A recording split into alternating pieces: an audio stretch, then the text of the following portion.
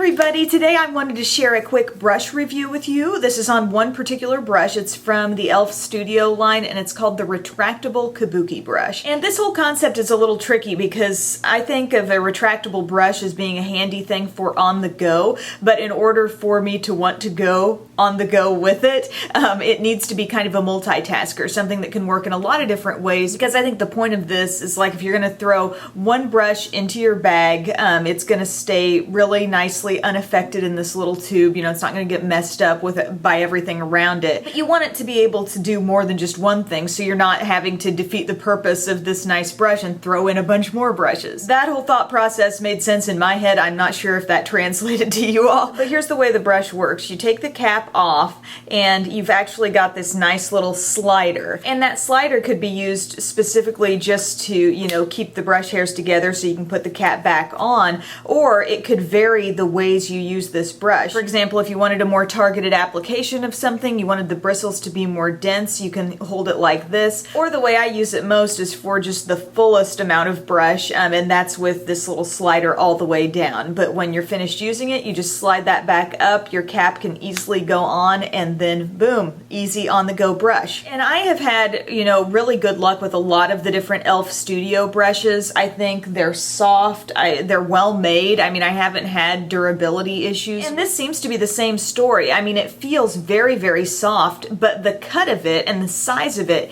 is just perfect for doing a lot of different things. And not just doing them barely well enough or something that you kind of have to work with in order to make things look good. It really does a good job for a lot of different things. So I think for travel, I am going to eliminate a lot of different face brushes just by taking this. For example, for this video, for every powder face product that went on my face, it was 5 different things. I used this brush for each one of them. So I used it for a little under eye setting powder. I have this yellow tone powder from NYX that I'm trying out on the under eye area, so it worked fine there. You know, a little larger than what I might normally use, but still, it's totally workable there. Also, I use my IT Cosmetics Celebration Illumination powder, and whether you just want to lightly dust powder all over or really kind of buff it in like a powder foundation, this works really nicely for this product. I can do circular motions very easily, or I can just kind of dab over certain areas, and I just had a BB cream underneath all this, so I could use that extra coverage from that powder. Then I grabbed my Wet n Wild Sunset Junction trio here, just for simplicity's sake. I'm using all 3 of these things. First off, the bronzer. Applied that to the cheekbones. I love how this brush is not too oversized, so I can really target the application there if I want to, also around the hairline. Also perfect for blush, you know, not too big, not too small. I'm not getting a streaky application of blush. At the same time, I'm not over applying it over too large of a surface area, so I love that.